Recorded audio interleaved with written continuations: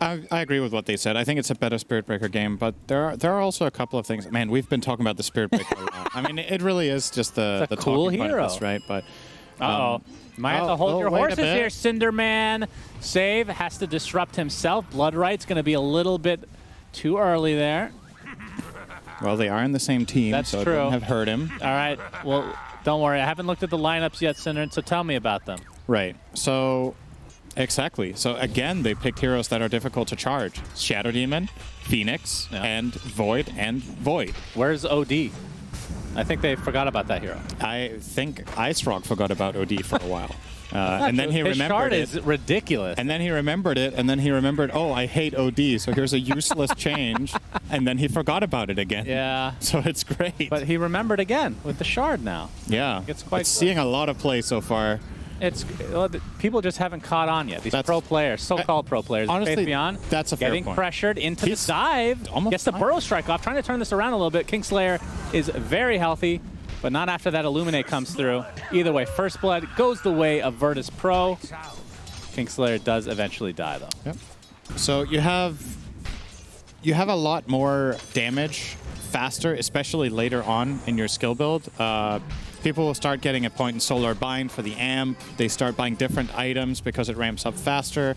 You farm camps, you push waves. He is positioned for this game, but oh my God!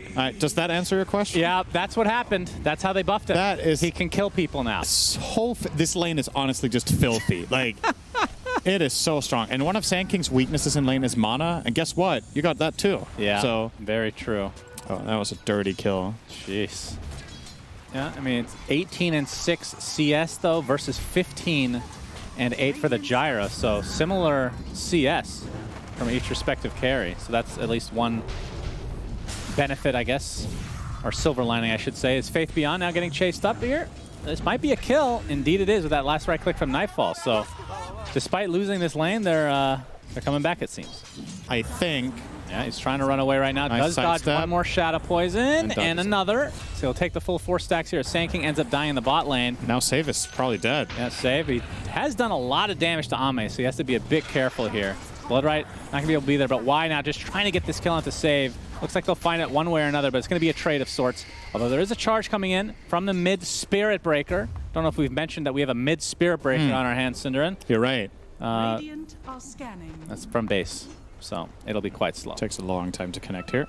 But yeah, still overall, in terms of net worth, relatively even, I suppose, as the stacks are starting to take out here between both Gyro and the Coddle. But GPK trying to counteract this a bit.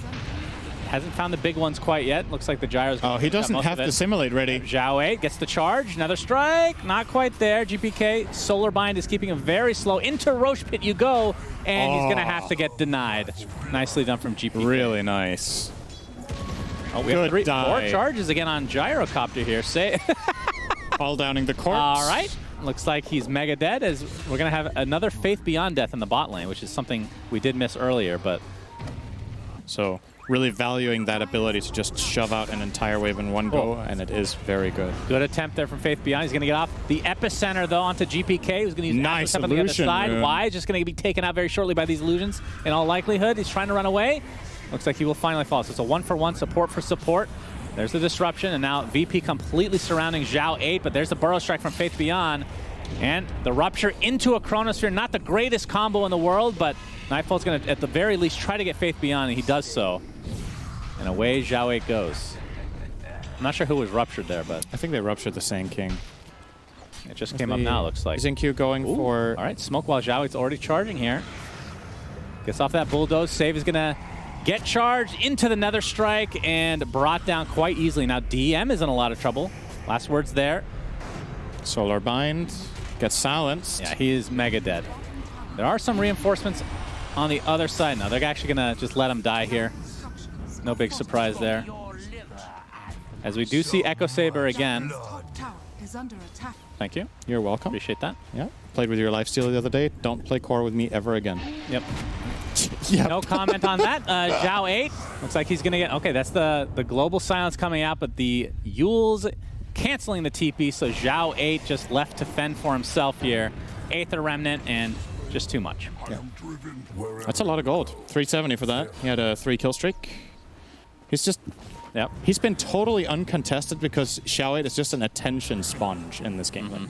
Everything is about where's Spirit Breaker going, what's he doing next, and he does it while finding they're farm. going to run right into him, though. Caster Curse is real. And this is going to be way too much damage to withstand for Ame. Xiao8 didn't make a move in 20 seconds, and there you go. Then they found someone else. Oh, Burrow Strike not going to Shadow Demon. Is wise in the vicinity as well, so he's going to get some int out of this at the very least. Nope. Blood Right, though. Onto a couple. Looks like it'll connect. And another death here. So it's a 1-for-1 in this little engagement here. But the egg is going to be popped. Oh, no chrono quite yet. Faithbeyond trying to get off the epicenter. Will do so. Nightfall now on the run, but the stun is there from Kingslayer's egg.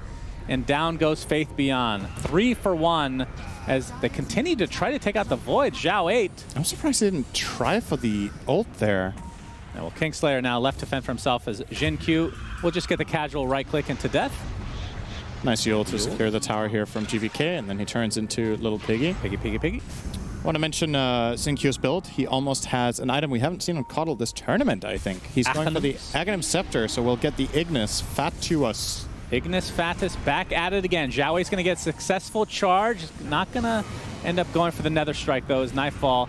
Okay. That could Corona. That unlocks a lot of that damage. Yeah, he's super dead. Meanwhile, in the bot lane, man, action all over the place. Faith Beyond in a 1v2 will not be getting out of this alive. And now Ame still in the jungle, despite having... Oh, this Illuminate's going to hurt. Time of numbers. Yeah. You could just see death coming from a mile away. Yeah. Nothing you can do. The last word procced, I think, so he got silenced. He had already dove, right? He didn't have dive. But he could have supernova to survive, technically. Just come out in the jungle with a million, like, top net worth. Yeah. Close game again, though. Speaking of top net worth, we're going to have to hold that thought. Yeah. Xiao8 gets the successful charge with the Nether Strike to follow. Global Silence on top of it with Ignis Fatus. Okay. That's a lot. There you go. For a Bloodseeker.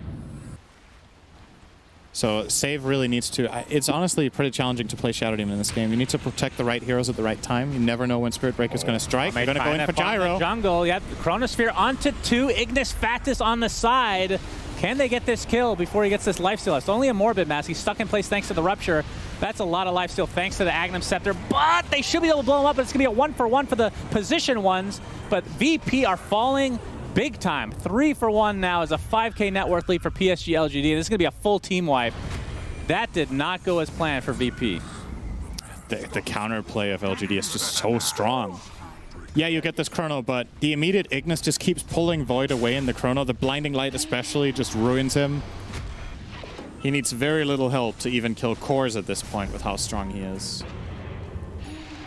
Charge on Shadow Demon. Charge, but they see him with that reaction. Sentry. Yep, and Nightfall now trying to pursue. We see the Lotus double Yule Scepter. Xiao8 looks to be just fine. Faithbeyond actually uses Epicenter there. There's a Chronosphere onto 2. They really want that Coddle. Can they take him out? It looks like that's going to be a resounding yes with the egg to help out to end up getting another CC here for Mr. Sand King. So a nice start to this fight for VP. Now Ame's going to take the brunt of the damage here. He has to stand and fight as Xiao8, like you said, just a one-man army, but he is getting bursted down with Nightfall's right click, just doing so much. Really Ame nice. does get out with that Aegis, but a resounding fight win there for VP. But you still have to buy it on Silencer. You have to get there at level 25. Yeah, you need to get level 2. You never know. Even just the AoE last word in general is also really powerful. Oh, Ame just running right in. Here comes the BKB and the Chronosphere. Global Silence to follow. My goodness. They just deleted Ame. It was a 1v1. Well, 1v0 really, because he couldn't move. It really was a 2v0 because Nightfall had double damage. So. Okay. 2v0. And a Phoenix Egg. 3v0. Worked out pretty well. Yeah. They're prepared for this move to happen from LGD and just immediately just get that one-man chrono out, and the Global Silence can't save him with the double damage running. Hex available for Coddle here. We'll use it and run away. Epi. Will it be enough, though? Yep, Epicenter with the Burrow Strike. But nice Lotus. Lotus Orb applied. My goodness. Faith Beyond was not expecting that. Aether Remnant will connect yet again, and Faith Beyond will likely take a fall here with Jin Ku to follow. So just like that, it's very close to a team wipe. Kind of separated a bit without the Silencer, though. That's interesting. Yeah, nothing's coming. So just a casual Chrysalis. I don't know if I've seen that. That's a nice chrono. On to 2 with the Sunray there. 2 supports dead in the blink of an eye. I guess Sand King is basically a support this game. That's true, I forgot. He has less net worth than the Caudle still. And he has the little reverse time walk action if he wants to And use it. backtrack, which is nice against Caudle. Indeed. Has a Lotus Orb applied, so Zhao... Oh my God. What? Faith Beyond is no longer here. Oh. Ignis Fatus was used as well, and they can just wait it out and continue to go high ground. Man, that was a deletion like I've never seen. Nightfall.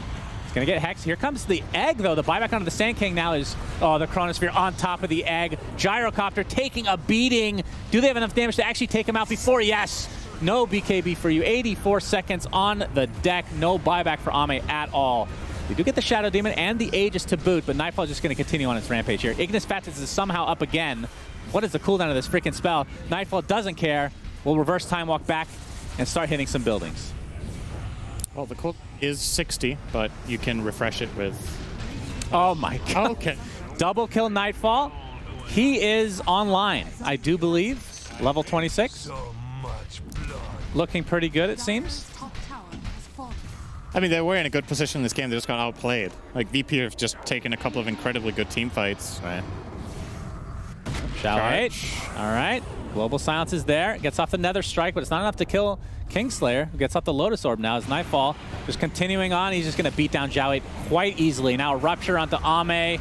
He is BKB'd, has to stand his ground. The Satanic is keeping him alive for quite a while, but the Chronosphere is there, and it's just too much to deal with. Faith Beyond does end up getting the Epicenter off, but looks like the GGs are called as VP take this 2-0. It looked like LGD were on their way to Game 2 victory, but like you said, VP just turned it on, felt like.